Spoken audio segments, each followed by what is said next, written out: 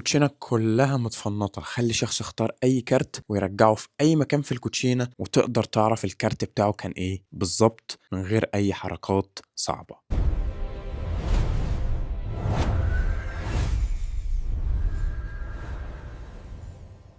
السلام عليكم ورحمة الله تعالى وبركاته، ازيكم عاملين ايه؟ يا رب تكونوا بخير وصحة وسلامة. رمضان كريم علينا وعليكم وينعاد عليكم بالخير واليمن والبركات. فيديو النهارده هشرح لكم خدعة قوية جدا زي ما شفتوا كده في الانترو، مش محتاجة منكم أي مهارة، وأنا بحب الخدع اللي من النوعية دي بسبب إنها بتبان فعلا قراية أفكار، أنت فعلا بتقرا أفكار الشخص، مش محتاجة منك أي مهارة، أنت بس محتاج سر بسيط قد كده. فعشان ما اطولش عليكم يلا نشوف الشرح. بس قبل ما نشوف الشرح ما تنساش تعمل لايك للفيديو ده وتشترك في القناه لو لسه ما اشتركتش، وتفعل زر الجرس عشان يوصلك كل فيديو جديد انزله. والحاجه التانية، انا حابب اشكر كل شخص بجد بيشتري الخدع المدفوعه بتاعتي، وبفرح جدا بارائكم عن الخدع. ولو انت لسه ما اشتريتش الخدع بتاعتي، بسرعه في الديسكربشن هتلاقيني سايب لك لينك الستور بتاعي عليه كل الخدع والكتب بتاعتي. ولو انت اول مره تشوفني النهارده، انا جادو فنان خداع بصري من 2013 وعضو في اكبر مؤسسات الخداع البصري، كونسلتنت في المجال، عملت الاف الشوز اونلاين واوفلاين. بس كده، يلا نشوف الشرح. اول حاجه يا جماعه هنحتاج كوتشينه زي ما انتم شايفين، والكوتشينه دي هتترتب ترتيب معين، وهي احمر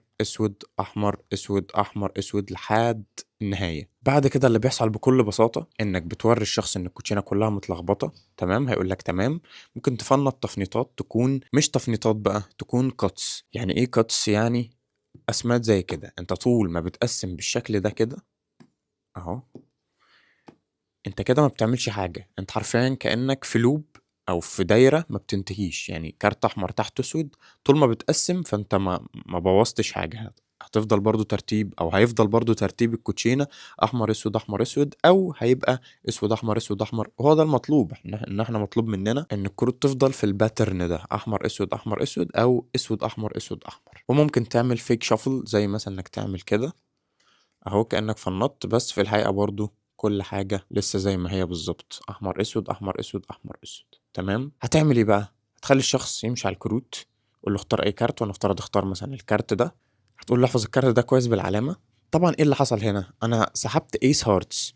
معنى ان انا سحبت ايس هارتس يعني كان قبله كارت اسود وبعده كارت اسود، فده لما اتسحب كده بقى عندي فجوة، كده بقى عندي كارتين سود جنب بعض على طول. تمام تمام. اقول له احفظ الكارت ده كويس بالعلامة بتاعته ورجعه في اي مكان اهو.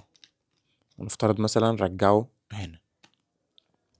ايه برضو اللي حصل تاني؟ اللي حصل ان انا حطيت كارت احمر في نص الكوتشينة، فكده لازما ولا بد ان الكارت ده يكون جنبه كارت نفس لونه. بمعنى ايه يا جماعة؟ تعالوا نفترض ان انا اصلا ما اخترتش او ما اعرفش ان هو اختار ايس هارتس. كون ان انا عملت السيناريو ده بالترتيب، خليته يختار كارت وطلعه بره الكوتشينه خالص ورجعه في مكان تاني، كده اللي هيحصل عندي ان انا هلاقي كارتين حمر جنب بعض وكارتين سود جنب بعض، كده كارت وكارت من الاربعه دول. دلوقتي في الحاله دي تقدر تعمل كاتس بالشكل ده اهو، او تعمل اي فيك كات او فيك شافل، مش هتفرق اهو. بصوا بقى، لو مشيت على الكوتشينه هلاقي، انا طبعا اهو لقيت اول كارتين سود، كده يبقى هلاقي كارتين حمر كمان اهو، كارتين حمر. لكن باقي الكروت كلهم هيفضلوا ترتيبهم مظبوط. كده انا شاكك ان كارته واحد من الاربعه دول.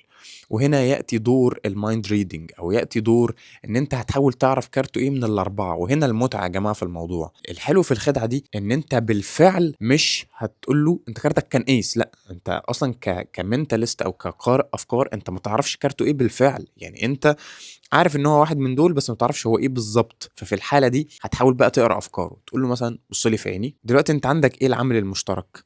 ان في صور. فتساله اول سؤال، تقول له كارتك كان صوره؟ فهيقول لك لا والله مش صوره. فكده انت عندك يا ايس يا خمسه. طيب ده احمر وده اسود، هتقول له كارتك كان احمر؟ لو قال لك اه يبقى خلاص هو ايس اوف هارتس، وساعتها هتطلع بس الايس اوف هارتس. تقول له كارتك كان ايه؟ هيقول لك ايس اوف هارتس، توريهوله هيسقف لك مش عارف ايه، تمام. وانت بقى بترجع الكارت، هترجعه بين الكارتين السود عشان تعمل يعني ريست للحركة. فاهم قصدي؟ بس تاني ناخد امثلة على السكيمة اللي بتحصل دي. تخليه يختار اي كارت، نفترض اختار الكارت ده، انا طبعا ما بشوفوش اهو، رجعه في اي مكان اهو.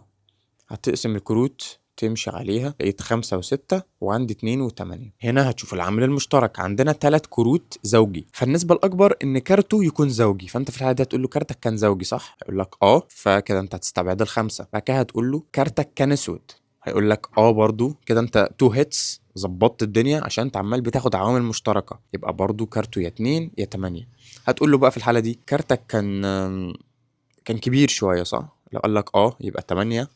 لو انت سألت سؤال بالعكس قلت له كارتك كان صغير شوية وقال لك لا، قول له لا ما آسف، كان كبير شوية، عايزك بس تنسى اي حاجة بتفكر فيها وتفكر بس في الكارت بتاعك، علشان ده بيأثر على المايند ريدنج اكسبيرمنت او على تجربة قراية الافكار. لازم يبقى عندك جاستيفيكيشن او سبب لكل حاجة، حتى لو غلطت لازم يكون عندك سبب لغلطك. وافتكر كويس قوي ان انت لو غلطت في الخدعه اللي زي دي هو ده اللي احنا عايزينه اصلا، عشان يبان ان المايند ريدنج اللي بتعمله حقيقه مش مجرد خدعه وبس. هتطلع طبعا التمانية سبيدز، قول له فكر في كارتك كان ايه، هيقول لك 8 سبيدز، هتوريه له بوم جامده جدا، وفي نفس الوقت هتحط الكارت ده بين الكارتين الحمر وانت جاهز تاني تعمل الخدعه. اخر مره واخر مثال، اختار اي كارت، ده مثلا 2 كلوبس، رجعه في اي مكان في النص. ممكن اقسم، همشي على الكروت، تمام، هلاقي اول كارتين مشتركين او سوري لونهم زي بعض، هفضل امشي لحد ما الاقي الكارتين السود التانيين اللي هما 2 و6. طيب ايه العوامل المشتركة؟ ان عندي 3 كروت زوجي وكارت صورة، فطبعا هسأله السؤال الكومن او السؤال اللي نسبة النجاح فيه اكتر، نسبة ان هو يقول لك اكتر. بديهي لما يكون عندي 3 كروت سود واقول له كارتك كان اسود، كده انا بدي الاولويه ان انا اقرا افكاره صح، فهقول له كارتك كان زوجي. لو قال لي يبقى هو كل الكروت دي يا 10 يا 2 يا 6 ومش الكينج. لكن لو قال لي لا خلاص هو بقى الكينج، بقت سهل عليا جدا. طيب هو في الحاله دي قال لي يبقى هو يا 2 يا 6 10، اقول له كارتك كان اسود. ليه بقول كارتك كان اسود ليه مش احمر؟ لان برضو الاولويه عندي او الاكتر عندي الاسود، فاقول له كارتك كان اسود، لو قال لي يبقى هو يا 2 يا 6.